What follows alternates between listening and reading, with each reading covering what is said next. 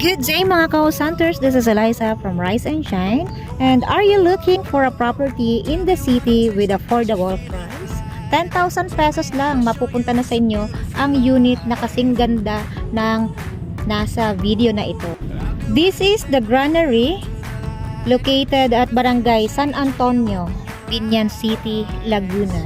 Single attached unit, semi-complete turnover, tiles na lang ang kulang upon move-in.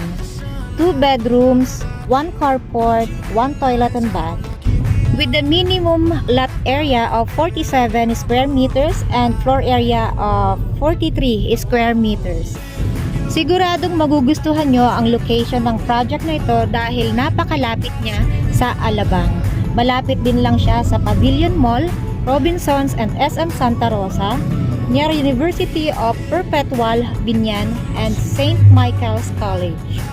Malapit din lang siya sa Binyan Doctors Hospital and Perpetual Health Hospital.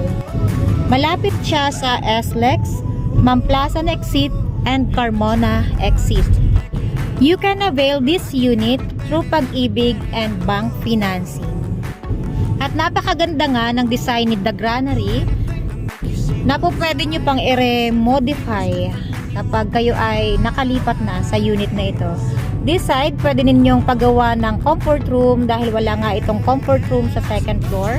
At po pwede nyo ring ipa-extend doon sa gilid para mas lumaki yung room ninyo dito sa second floor. And then, eto nga yung second bedrooms. In this side, dito sa front, po pwede ninyong ipa-extend ito kapag naka-turnover na sa inyo ang unit. At po pwede ninyong paglagyan ng terrace dito sa front. At ito nga yung status ng construction dito sa The Granary.